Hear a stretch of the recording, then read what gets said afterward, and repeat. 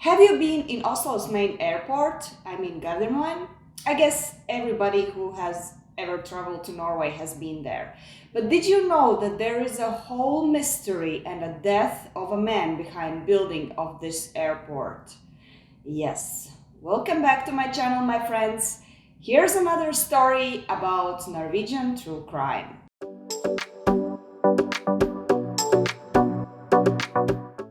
Actually, while doing the research, this story actually reminded me of this well-known true crime from the United States of Frank Olson. You know, the guy that was kind of jumping out of the hotel room's window, and all of this was kind of allegedly because of the CIA. Yeah, well, this is completely different thing, but still, the man that we are going to talk about today also jumped out of a hotel room's window. In the 1980s, Oslo's government was seriously concerned and busy with a very important decision.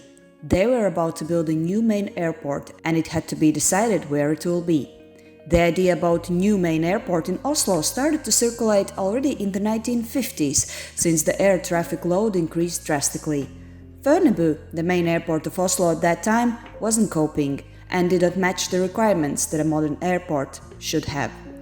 Another problem was that Oslo as a city was also growing, meaning more buildings and new city areas were created, and it seemed like people now were living too close to the now very busy Fornebu airport. They started to complain about the noise and quality of life. This is when the government starts to look for some options where to build a new main international airport of Oslo. They have several locations in their mind, but two of them were the best one that they considered the more. One of them is called Hurum, and the second one, well, you guessed, Gardermoen.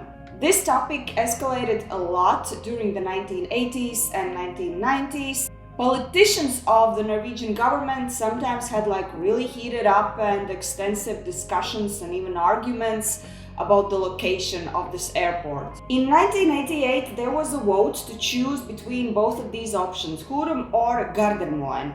The leading party of that time in Norway was Labour Party, and they were pretty much pushing forward Gardermoen option. However, the voting resulted in completely something else. Hurum won. So what came out of this voting was a surprise, surprise. What is also interesting that the Prime Minister of that time was also really concerned about getting Gardermoen as the location for this airport. She actually talked to her party members, the Labour Party, to vote for Gardermoen. However, as we see, some of the party members did not vote for Gardermoen, they chose Hurum instead. And an interesting fact is that allegedly all those Labour Party members who voted for Hurum afterwards were fired by the Prime Minister from the party. It seems like something really pissed off this lady, and it seems like she was pretty much interested into getting Gardermoen as the winning location for the airport. I don't know, I'm not an expert and I do not suggest that it was like that, but my feeling is that maybe the Labour Party with Prime Minister in front had already made some arrangements or contracts or promises with some companies who were supposed to work in Gardermoen, so this is why she was so pissed off, because she couldn't keep up with her promises. I don't know, this is just how I see it. And so after this vote, the planning of Hurum airport begins. Allegedly, they spent over 200 million kroner on this planning, up to the moment when somebody suggests that Hurum actually might not be suitable place for building an airport because of weather conditions. The government actually hires a whole company who is specifying in meteorological things and the weather conditions so that they can analyze the location and get their conclusion regarding the weather and whether Hurum is actually suitable for an airport. And what this company does is they confirm that yes, Hurum actually is not suitable for building an airport because simply it is too foggy, the weather conditions do not fit for an airport. And yeah, they spent pretty much money on this planning and stuff, and at the end it's just nope, it won't work, let's switch the location. And this is the moment when this person who is the main character of today's story comes in. His name is Jan Wiborg, and he was actually invited by the government to look through all of these documents that the company who analyzed the meteorological things provided. They just wanted to make sure that there are no inconsistencies in these documents and that all the data that was provided for the government regarding Hurum not being fit for an airport are correct. Who was this man that they hired? Jan Fredrik Vyborg was born in 1944, Norway. In 1969, he graduated as an electrical engineer from a school in Switzerland, and afterwards he continued his education in Norway, Sweden, and in the United States. He then worked for several Norwegian and international companies. In general, he was a civil engineer. Now back to the airport thing. Basically, Jan Wiborg took all of these documents, he looked through them, and he found quite many inconsistencies in the data that was provided for the government. And also, what is very important, he found that the equipment that was used to analyze the weather and all the meteorological things, it was like damaged, but it was done in a professional way. And by saying damaged in a professional way, I mean that only a person who is an expert in all of these equipment that is used usually for measuring the weather, only that kind of person can do that. So it was like really actually intended. In 1992, Jan Wiborg stands in front of the parliament to present the results of his research with these papers that were provided before regarding Hurum Airport. And he starts to tell that there are inconsistencies and all the facts, but what happens is simply like mind-blowing. Nobody listens to him. Everybody's like talking over him, not listening, ignoring. He's like even ridiculed for everything that he's saying. So pretty much he's there telling the truth and feeling embarrassed about telling the truth. It seemed like the government did not really want to hear that they were misled regarding the Hurum Airport thing, and this is simply sad. I mean, Vyborg was spending a couple of years in this research, and they even hired him to do that, and at the end he's just simply being ridiculed. This is sad. Yeah, it really sounds like something is wrong there, like it was done on purpose so that at the end there's just one option, Gardermoen. And really, afterwards there was another vote, and on that vote Gardermoen wins. What a surprise. So what happened to Jan Wiborg?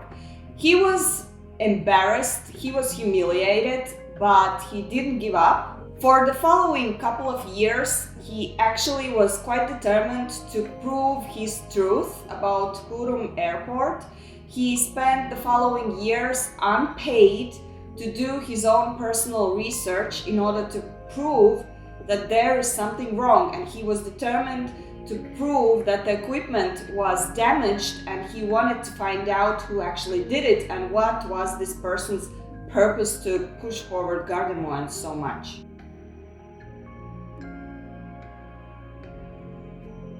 So the following years after Vyborg started his unpaid research on this issue, he was actually quite a lot struggling in his life because he was unpaid and he didn't have enough money, and he went bankrupt. He had a company, it went bankrupt, and also his private life wasn't really, let's say, easy because he had been through a divorce before this airport thing happened in 1982. He got divorced with his wife, and the consequences of this divorce were like haunting him constantly afterwards. You see, his wife, his ex-wife, she was French. They had a son, they named him Daniel. And after the divorce, the wife took the son, Daniel, with her, and she just moved away abroad, and Vyborg didn't actually know where his son is, and what is happening to him, and he hadn't seen him since 1982, and he was desperately trying to look for him, search for him, and find him. And this will make sense a little bit further in relation to Vyborg's death, so keep that in mind. Anyways, in 1994, Vyborg announces that he has now finally finished his research, and he has a big announcement, big revelation that he's gonna make publicly, and this is gonna tell the real truth about Hurum Airport and why it all ended up with choosing Gardermoen. A couple of days before the day that was set for his announcement, he comes to his friends and family and says that he's taking a little trip to Denmark because finally he found his son and they're gonna meet each other there. Which is ta-da, nobody expected that. Neighbors and friends said that Vyborg was so emotionally uplifted. He was so excited and so happy because he hadn't been seeing his son for such a long time, and he was really looking forward to meeting him again. But before we move forward to this Denmark trip, there's another little thing. A little bit before that, Vyborg reported to the police that somebody had broken into his house. Nothing was stolen, or at least how I think they didn't manage to find what they were looking for. But he said that in his room were on the desk where the papers are and the documents, all of them were left untidy, so it looked like somebody just came in and was searching for some kind of documents, and we all now understand what kind of documents were there. I think they were looking for those ones that are showing this controversy with Hurum Airport. And also allegedly, Vyborg approached one of the parliament members that he was friends with, and he trusted that person, and he said that he has this feeling that somebody is following him, watching him, and that he might be in danger. And what this friend from the parliament says is that you should probably report the police and tell them how are you feeling and what's happening. And when he does that, the result is that the police does nothing. So we have this.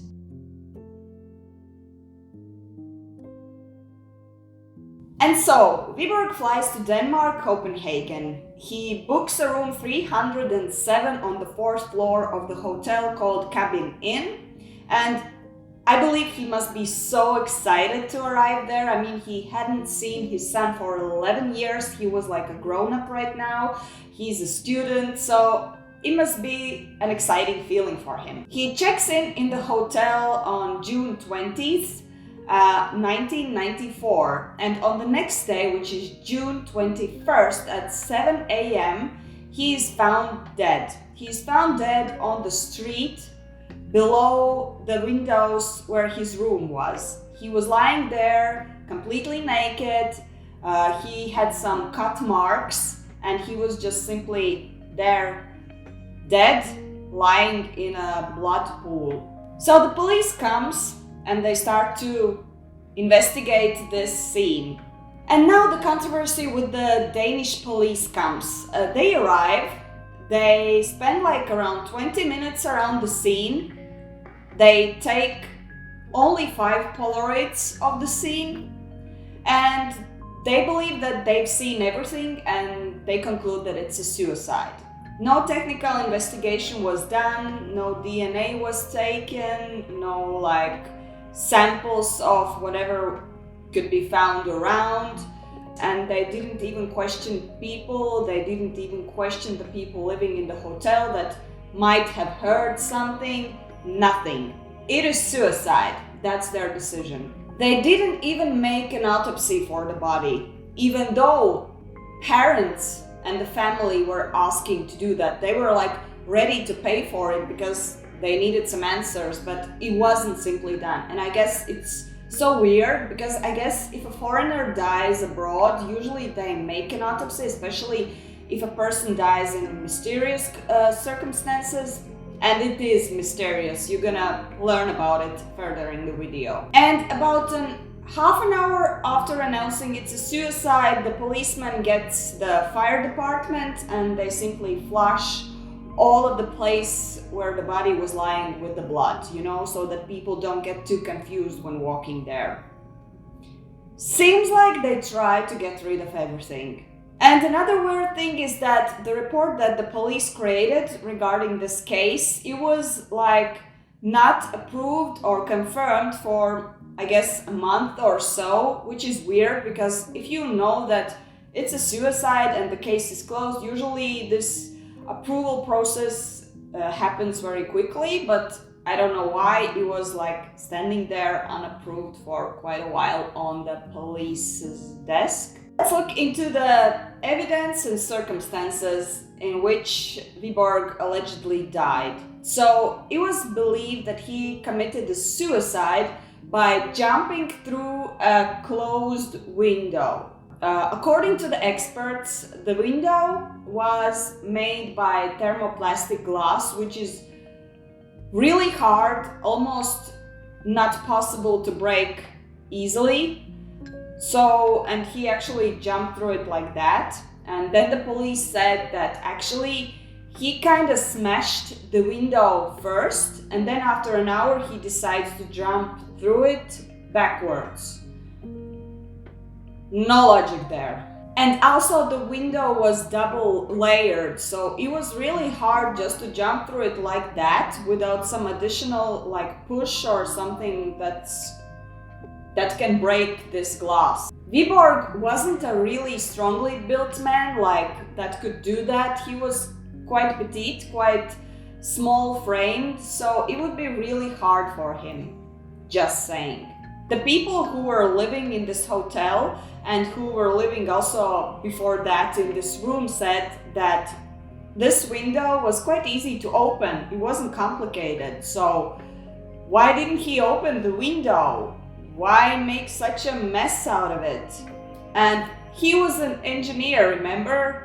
I think even if the window opening system was complicated, he could have figured it out very quickly. A woman who was living across the street and who had like the view to the window where Vyborg was living, she said that he saw him sitting naked on the windowsill and the window was wide open. She kind of turned away, and after a moment she already saw that Vyborg was falling out of the window. Check out this Polaroid. This is one of the few taken by the police. And here you can see that in the middle the glass is crashed where he supposedly jumped out. So there might be someone who closed the window after him, or how it actually happened. This is so confusing. And actually throughout like looking at the evidence and the situation, how it all was, let's say, staged or looked like, we can have this feeling that there was another person there with him in this room. The hotel receptionist who called the police, he went up to Vyborg's room. I don't know the specifics, whether it was with the police or whether he did it by himself.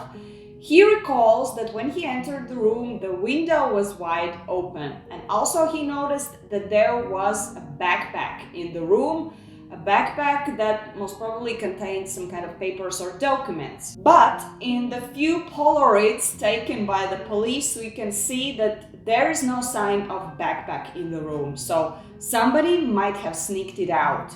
Who was it? We don't know. And this really makes us think that in that backpack, there were some documents that were really of interest for somebody. Then there's another word, evidence. Like on the windowsill, they found some human feces. And in those feces, there was a cigarette. Like somebody had smoked it and just pushed it there. I don't know why. The weirdest thing about this is that, as I mentioned, no tests were made with these feces. I mean, they might contain some information about to whom it belonged. Also, there might be some fingerprints or DNA on the cigarette, but nothing of that was done. Nothing. Vyborg actually smoked, which makes sense, but all of this composition of the situation doesn't make sense. Like, from the psychology, we know that people might poo themselves when they're super scared or on the moment when they're dying it might happen. So he most probably was so scared by something or somebody, I don't know, because it doesn't really make sense, like for a person who wanted to end his life, just to poo on a windowsill, smoke a cigarette, put it in the poo and YOLO, jump out of the window. Can you feel how silly it sounds? So if you ask me, I assume that there was definitely somebody who scared him, who most probably even pushed him out of the window, and this is why there is this poo. And the cigarette might have not even been his, but the persons who did it. I'm just like thinking, I'm not saying it was like that, but that would be more logical. Another weird thing is that the key card in the hotel room was missing.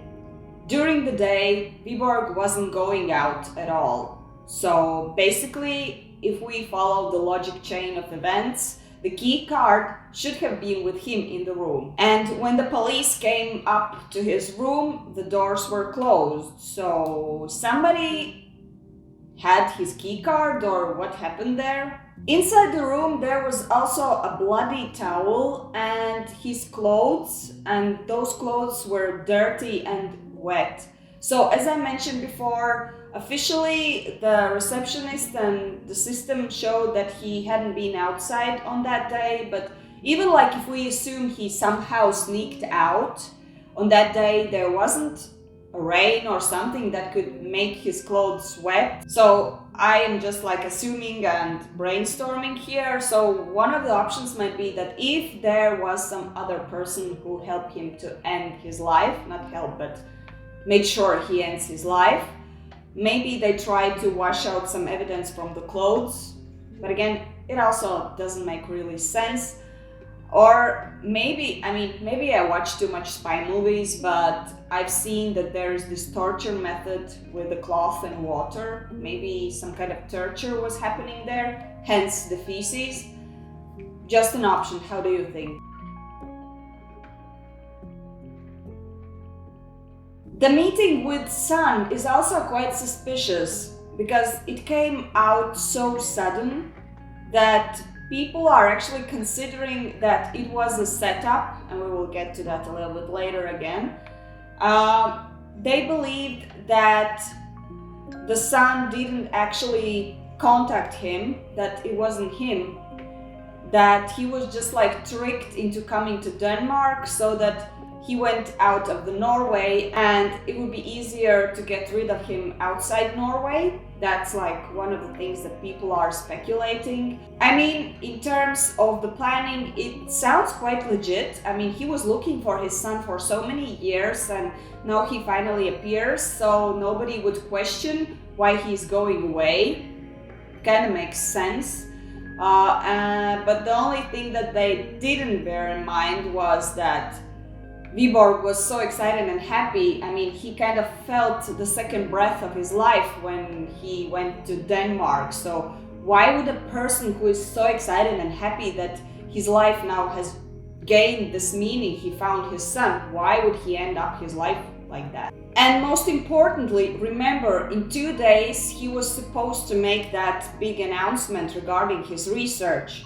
That's another reason why a person would not end his life like that. Years after this death took place, an investigative journalist was making a documentary and he actually managed to find Daniel, the son, and he basically came there to ask some questions. Son, actually, this is crazy, confirms that he didn't have any arranged meeting with his father on that day. In fact, he didn't even know this story that had happened with his father. So this kind of proves my point that this meeting was set up by somebody else, because the real son, Daniel, found out about his death only 7 years afterwards, and he has no clue about this meeting. There's actually a TV documentary about this case, but it's in Norwegian, so you have to level up your Norwegian skills in order to understand. But in that documentary, the journalists actually went out to like Danish police, and they found a guy who actually was in training during that time when this case took place. And this policeman said that he feels like the Danish police did a really good job on this case. Yeah. And afterwards, the journalists took the evidence and the stuff they have collected to a person who had been working for FBI, just like so that he looks on these things as an expert from the side, like unbiased. And after looking on all of this, he was like, oh my God, this case is such a mess. How could a police do such an untidy job? And I mean, even you and I, not being an FBI agents, understand that there is something wrong with all of this. Furthermore, there was only a tiny article in Norwegian newspaper that was informing about Vyborg's death, and nobody even noticed it. If it had happened in Norway, there might be more like headlines about this, so I think it was kind of planned in that way. However, Vyborg's name and his death came up again in the 2000s when actually the building process of Gardermoen Airport started. This is when people started to realize that this person has died, and they started to talk about it. And I guess this is why they created this special committee that was supposed to look into Vyborg's case, unbiased, without government involvement. What this committee did was they approached the Danish police, collected all the information from them, most probably looked at those 5 Polaroids. They didn't ask any additional witnesses or people who might have seen what happened there. And the conclusion was, all's fine. All's fine. It's suicide. Nothing's wrong with that. Unbiased, they say. Also, allegedly, I don't know, it's not like proven 100%, but it was kinda included in a documentary that there was like this Danish criminal gang who was approached by some Norwegian parliament members before Vyborg's death, and they were trying to pay them in order for them to end Vyborg's life. They refused, but it only proves that they were after him. They were looking for somebody who might end Vyborg's life. And another important thing about Vyborg himself is when the government approached him to look through all of these documents, remember, which resulted in him being ridiculed when he was presenting the results, before he accepted this task, he said that he will accept it only if they allow him to be unbiased expert, and if nobody is going to push him to make those results in favor of one or another airport. He's gonna be very objective about this. It just proves that Vyborg was very dedicated to this job. He was into justice, he was into showing the truth and make things happen in the right way, and I guess this very good trait of a person lead him to this inevitable, very, very sad ending of his life. One of the most discussed theories of what actually happened there, and many people do believe in that, and I can agree with that, and I kind of also believe in that this work was done by a professional hitman, that there was some kind of influential person behind this hitman, that he paid this hitman to make this work. Also, this person might have been so influential that he had enough power to stop Danish police from asking questions and developing this case further. And also, this person is so influential that it's still stopped up to nowadays and nothing is moving forward. So I believe that this might be the case. And in different social media and in media in general and podcasts, people are actually kind of believing that it was done by some parliament member of Norwegian parliament member of that time who was really much interested in pushing forward Gardermoen and who was really interested in Vyborg not to reveal all of these faulty documents that were created so that Hurum is discarded. And the second theory, of course, is still the suicide that was like pushed upon us by the police and all of the other official people who were involved in this. But besides the fact that I already mentioned that a normal person who is about to meet his long awaited son and who is about to announce something really important would not most probably end his life, there is some like interviews with his family stating that actually Vyborg was quite an extravagant man, and he, even if he decided to end his life, he wouldn't do it like that, like naked on some strange street by the hotel in Denmark.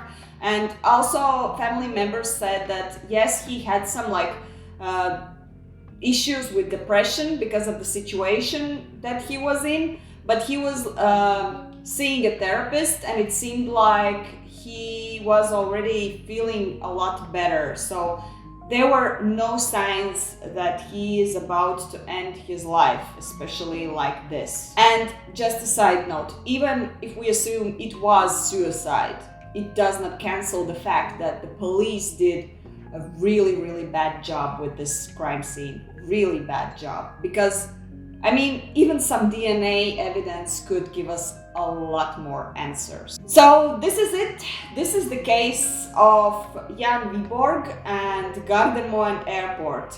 It doesn't cancel the airport being a good airport. It definitely works well and we are all using it, but I was totally surprised to discover this story behind it. You know, it's so surprising. Like, you sometimes go places that you feel like it's pretty like normal, but then you find out the backstories of it and you start to look at things completely different. Crazy. Let me know in comments, what do you think about this case? Was it a suicide? Was it a hitman? Or was it something else? Let me know if you already knew this story, or was it a surprise like for you as much as for me? That being said, long-awaited shout-out section is coming right now. The first shout-out goes to my subscriber King Sola. So, really nice comment beneath the video of Deathbed Confession about Thor Hepso and the case of the two girls killed in Trondheim. So once again, a great story. I've heard about this case before, and of course, but for some reason never paid so much attention to it. Now I know much more about it than I used to, so thank you for that. That was an interesting case for sure. My take on it, the oil worker did it. So we're pretty much on the same page. Thank you for your comment, and I'm really happy that you like my stories. I'm really trying a lot. Thank you, and stay tuned on my channel. Next shout out goes to a person under the nickname The Hermit, and he commented under a video that I posted like last year regarding Halloween. I was talking about some Latvian pagan traditions, and he was saying, is it still a thing, just entering the house? I love it, oh my god. And yeah, if you want to know the reply, check out that video and see what I replied. But in general, yeah, sometimes your comments under my old videos just make me remember what kind of videos I've been making before. It wasn't so bad, actually. By the way, do you want some more maybe videos about some Latvian traditions or something Latvian? Let me know in the comments. And the last shout out goes to a person under the nickname Orderud Sakens Mysterier. It really seems that this person is on the same level as I am in true crime. First of all, his nickname is related to Orderud case that I already covered on my channel. Check out the link. This person provided some additional details in the comment section that I didn't know, which is quite curious. And I truly hope that you enjoyed my video about Orderud's case, and it seems like you also enjoyed some other videos because you've been commenting on some other true crime videos I've been posting on my channel. So stay tuned, thank you for commenting, and that being said, please stay safe, stay curious, ask questions, and see you next time!